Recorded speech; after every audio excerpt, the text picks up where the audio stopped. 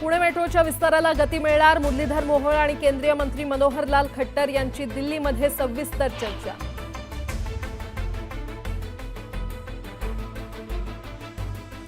कांदिवलीमध्ये सोमवार आणि मंगळवारी पाणीपुरवठा बंद राहणार, जलवाहिनी जोडणी आणि झडपा बसवण्याचं काम महापालिकेकडून हाती घेण्यात येणार। मोसमी वाऱ्यांची वाटचाल खोळंबली, पुढील काही दिवस संपूर्ण राज्यात पावसाचा जोर कमी राहणार, मुसळधार पावसाची शक्यता नसल्याचं हवामान खात्याकडून स्पष्ट। 11वी प्रवेशाचं संकेतस्थळ काही अंशी सुरळीत, विभागीय शिक्षण उपसंचालक कार्यालयामधील मदत कक्षातील गर्दी ओसरली। इंडिगोच्या कर्मचाऱ्यांना वर्षातून 2दा वेतनवाढ, कंपनीच्या व्यवस्थापन समितीच्या वरिष्ठ अधिकाऱ्यांशी झालेल्या बैठकीत निर्णय। सिंहगड 1 जूनपर्यंत पर्यटकांसाठी राहणार बंद, अतिक्रमण हटवण्याची कारवाई आणखी 3 दिवस केली जाणार। पुणे महापालिकेला अखेर जाग, 2 दिवसातच 11 बेकायदा होर्डिंग केले जमीनदोस्त। प्रवाशांचे होणार हाल, मध्य रेल्वेवर 36 तासांचा जम्बो ब्लॉक, 162 लोकल रद्द, तर धीम्या मार्गावरील सेवा सीएसएमटी आणि विद्याविहार स्थानकादरम्यान डाऊन जलद मार्गावर वळवल्या जातील। नॅशनल पार्कमधील 18,000 कुटुंबांना मुंबई बाहेर हलवण्याच्या हालचाली, मरोळ मरोशीतच पुनर्वसन व्हावं, संघर्ष समितीची मागणी। जालिंदर सुपेकरांची आता होमगार्ड विभागात तडकाफडकी बदली करण्यात आलेली आहे। मुख्यमंत्र्यांच्या सूचक वक्तव्यानंतर ही बदली करण्यात आली आहे। त्यांच्या बदलीसाठी हे पद अवनत करण्यात आलेलं आहे। साइड पोस्टिंग समजल्या जाणाऱ्या पदावर सुपेकर यांची बदली करण्यात आली आहे। निलेश चव्हाण पळून जातानाचं सीसीटीव्ही न्यूज 18 लोकमतच्या हाती लागलंय। दिल्लीवरून गोरखपूरला जातानाचा व्हिडिओ समोर आलाय। निलेश चव्हाण हा 23 मे रोजी पुण्यातून फरार झाल्याची माहिती आहे। तो देश सोडण्याच्या तयारीत होता अशी माहिती समोर आली आहे। वैष्णवी हगवणे प्रकरणात निलेश चव्हाणला नेपाळमधून अटक करण्यात आलेली आहे। वैष्णवीच्या बाळाची हेळसांड केल्याप्रकरणी निलेश चव्हाण याच्यावर गुन्हा दाखल आहे। वैष्णवीच्या नातेवाईकांना देखील निलेशनं धमकावलं होतं। वैष्णवी हगवणे प्रकरणातील आरोपी सासू लता हगवणे आणि नणंद करिश्मा हगवणे यांचे मोबाईल अद्यापही हस्तगत न केल्यानं तपासामध्ये मोठा अडथळा येतोय। दरम्यान वैष्णवीचा दीर सुशील हगवणे आणि पती शशांक हगवणे यांच्या मोबाईलमध्ये महत्त्वपूर्ण माहिती मिळाल्याची सूत्रांची माहिती। जालिंदर सुपेकर यांनीच हगवणे परिवाराला शस्त्र परवाना मिळवून दिला। तसंच हगवणे कुटुंबीय सत्ताधारी पक्षाचे पदाधिकारी आहेत, त्यामुळे वैष्णवी प्रकरणाची केस सीआयडीकडे वर्ग करून वैष्णवीला न्याय मिळवून द्यावा अशी मागणी रोहिणी खडसे यांनी केली। आरोपीला शिक्षा आणि पीडितेला न्याय ही भूमिका असते। वैष्णवीला न्याय देण्यावर आमचा भर आहे। ज्यांनी आरोपींना मदत केली त्यांच्यावर कडक कारवाई झाली आहे। निलेश चव्हाणला देखील कडक शासन केलं जाईल असं महिला आयोगाच्या अध्यक्षा रुपाली चाकणकर यांनी स्पष्ट केलं।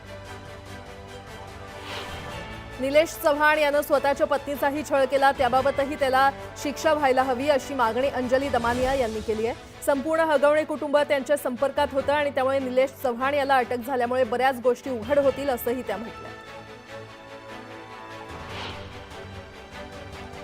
निलेश चव्हाण नरकात जरी गेला असता तरी त्याला बेड्या ठोकल्याच असत्या अशी प्रतिक्रिया रुपाली पाटील ठोंबरे यांनी दिली आहे। त्यांनी पिंपरी चिंचवड पोलिसांचे आभार मानले। पुणे मेट्रोचे दोन्ही मार्ग पूर्ण क्षमतेनं सुरू असताना वनाज ते चांदणी चौक आणि रामवाडी ते वाघोली या मेट्रो मार्गाचं विस्तारीकरण प्रस्तावित आहे। यासाठी महामेट्रोनं विकास आराखडा तयार केला असून याला राज्य सरकारची देखील मंजुरी मिळाली आहे। यंदा मुंबईमध्ये मोसमी पाऊस लवकरच दाखल झाला असला तरी मुंबईकरांना उकाडा सहन करावा लागतोय। मुंबईकर शुक्रवारी देखील घामाच्या धारांनी हैराण झाले होते। दरम्यान गेल्या 2 दिवसांपासून पावसानं विश्रांती घेतली आणि त्यामुळे अधूनमधून जाणवणारा गारवा देखील अनुभवता येतोय। कांदिवलीमध्ये सोमवार आणि मंगळवारी पाणीपुरवठा बंद राहणार आहे। जलवाहिनी जोडणी आणि झडप बसवण्याचं काम महापालिकेकडून हाती घेण्यात येणार आहे।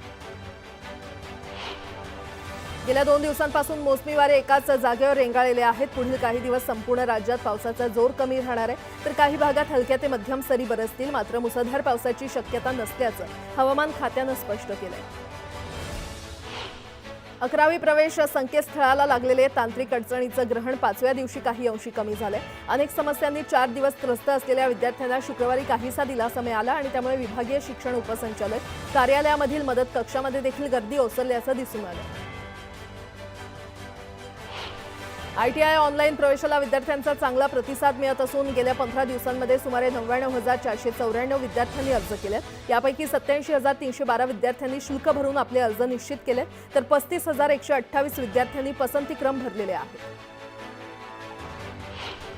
माळेगाव साखर कारखान्याच्या निवडणुकीमध्ये अर्ज माघारी घेण्याच्या प्रक्रियेमध्ये आजवर ब वर्ग संस्था मतदारसंघातील 13 उमेदवारांनी आपले अर्ज मागे घेतलेत। या प्रक्रियेमध्ये मात्र संस्था मतदारसंघातून उमेदवारी जाहीर केलेले उपमुख्यमंत्री अजित पवार यांचा अर्ज कायम राहणार असल्याचं राष्ट्रवादी काँग्रेस पक्षाच्या वतीनं स्पष्ट करण्यात आले। इंडिगो एअरलाइन्सच्या देशभरातील सुमारे 26,000 कर्मचाऱ्यांना वर्षातून 2 वेळा वेतनवाढ देण्याचा निर्णय कंपनीनं घेतलाय। कंपनीच्या व्यवस्थापन समितीच्या वरिष्ठ अधिकाऱ्यांशी झालेल्या बैठकीत हा निर्णय घेण्यात आल्याचं भाजपचे कार्यकारी अध्यक्ष रवींद्र चव्हाण यांनी सांगितलं। मुंबई महापालिका प्रशासनानं नागरिकांना सुधारित मालमत्ता कराची देयकं पाठवली असून सरासरी 15.89% वाढ करण्यात आली आहे। याविरोधात विरोधक आणि नागरिकांमध्ये तीव्र प्रतिक्रिया उमटल्यात। मात्र ही वाढ कायद्यातील तरतुदींचा आधार घेऊन करण्यात आल्याचा दावा महापालिकेकडून करण्यात आलाय। पुणे महापालिकेत प्रतिनियुक्तीवर असलेल्या किंवा आलेल्या उपजिल्हाधिकारी दर्जाच्या अधिकारी प्रतिभा पाटील, आशा राऊत यांची नगर परिषद प्रशासन संचालनालयानं मुंबईमध्ये बदली केली। पाटील यांच्याकडे सामान्य प्रशासन, दक्षता आणि मालमत्ता व्यवस्थापन या विभागाची जबाबदारी होती, तर आशा राऊत यांच्याकडे शिक्षण विभाग परिमंडळ 3च्या उपायुक्त पदाची जबाबदारी होती। पुण्यश्लोक अहिल्यादेवी होळकर सोलापूर विद्यापीठाच्या नवीन जागेत प्रशासकीय इमारत परीक्षा भवन हे बांधलं जातंय। या इमारतीसमोर शिवलिंग हाती घेतलेल्या राजमाता अहिल्यादेवीचं 21 फुटी स्मारक उभारण्यात आलंय। या स्मारकासाठी राज्य सरकारनं 14 कोटींचा निधी दिला असून ऑगस्टमध्ये या स्मारकाचं लोकार्पण होणार आहे। राज्य सरकारच्या सूचनेनुसार 31 मे पूर्वी सिंहगडावरील अतिक्रमण हटवण्याची कारवाई गुरुवारपासून सुरू होती। शुक्रवारी देखील दिवसभर कारवाई सुरूच होती। कारवाई पूर्ण झालेली नसल्यामुळे आणखी 3 दिवस म्हणजे 1 जूनपर्यंत गड पर्यटकांसाठी बंद राहणार आहे। पुणे शहरात सगळीकडे बेकायदा होर्डिंगचे पेव फुटलेले असतानाही अवघे 20 बेकायदा होर्डिंग असल्याचा अजब दावा महापालिकेनं केला होता। हा प्रकार उघडकीस आणल्यानंतर अवघ्या 2 दिवसातच महापालिकेनं 11 बेकायदा होर्डिंग जमीनदोस्त केले।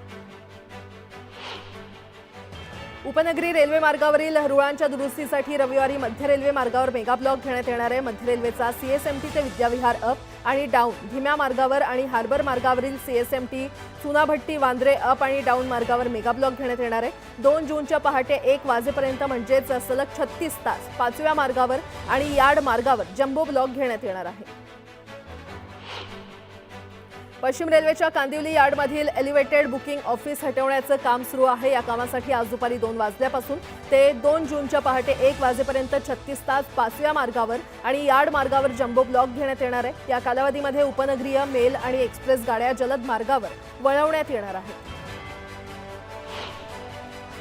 मे महिन्यामध्ये झालेल्या पूर्व मोसमी पाऊस, गारपीट आणि वादळी वाऱ्यामुळे महाराष्ट्राला झोडपून काढले। राज्यातील 49,228 हेक्टरवरील उन्हाळी पिकं, भाजीपाला आणि फळांचं नुकसान झालंय। पावसानं पिण्याच्या पाण्याची चिंता मिटवली असली तरी उन्हाळी पिकांचं मोठं नुकसान झालंय।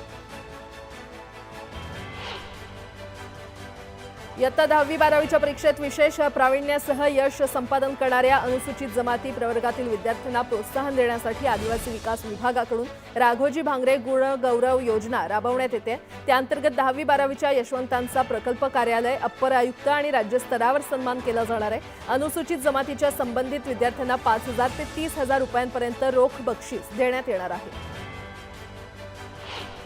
संजय गांधी राष्ट्रीय उद्यानाच्या हद्दीतील पुनर्वसन रखडलेल्या 18,000 कुटुंबांना आता मुंबई बाहेर ठाणे जिल्ह्यामध्ये हलवण्याच्या हालचाली सुरू आहेत। याला येथील नागरिकांनी विरोध केलेला आहे आणि जनता दल, सेक्युलर पक्ष आणि मूलभूत अधिकार संघर्ष समितीनं निश्चित केलेल्या मरोळ मरोशीतील जागेतच पुनर्वसन करावं अशी मागणी केली आहे।